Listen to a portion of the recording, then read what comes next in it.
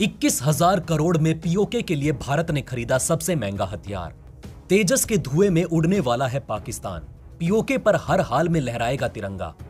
दोस्तों, जानेंगे इन सारी खबरों के बारे में विस्तार से, इसलिए इस वीडियो में अंत तक जरूर बने रहें।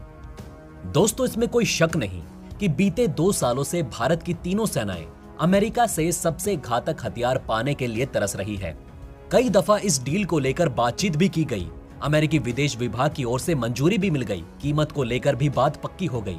लेकिन अमेरिका में तख्तापलट, कोविड-19 और S-400 की खरीद की वजह से जो सैंक्शन भारत के ऊपर लगाए जाने थे, उनकी वजह से ये डील कभी आखिरी मुकाम तक नहीं पहुंच सकी।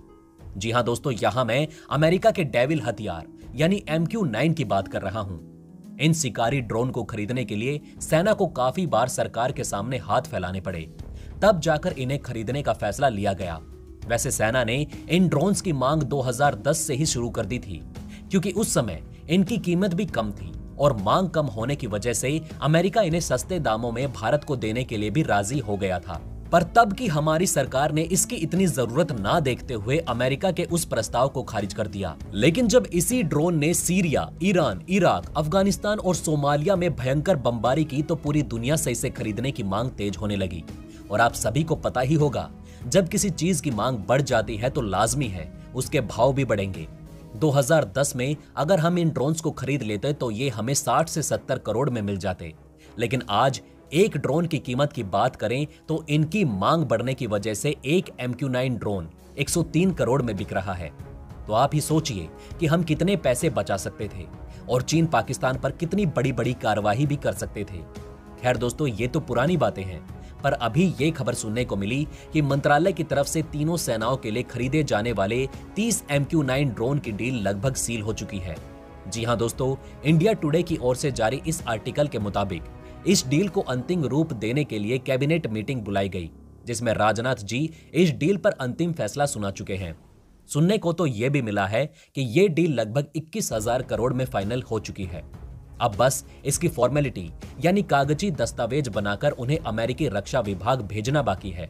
अब एक बार जब ये दोनों पक्ष इस डील को लेकर सहमत हो गए, तो अमेरिकी विदेश विभाग की फॉरेन मिलिट्री सेल्स के तहत इन ड्रोन्स को भारत के लिए बनाना शुरू कर दिया जाएगा।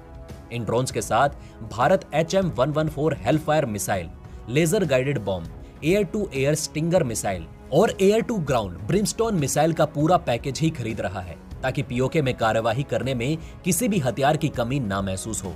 वैसे आपके मुताबिक भारत को ऐसे कितने ड्रोन खरीदने चाहिए, या फिर 30 ही काफी हैं? हमें कमेंट करके अपनी राय जरूर बताएं। तो वहीं दोस्तों, सच में बहुत बढ़िया खबर फ्रांस की ओर से सुनने को मिली। जी हां दोस्तों, अब फ्रांस भी यही चाहता है कि भारत पीओके पर बड़ी कार्यवाही जल्द से जल्द करे।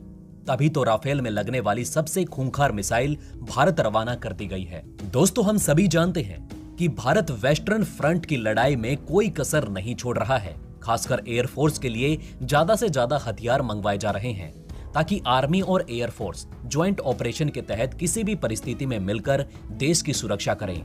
अभी S-400 को लेकर गुड न्यूज आई। MQ ड्रोन को लेकर भी बातचीत की जा रही है।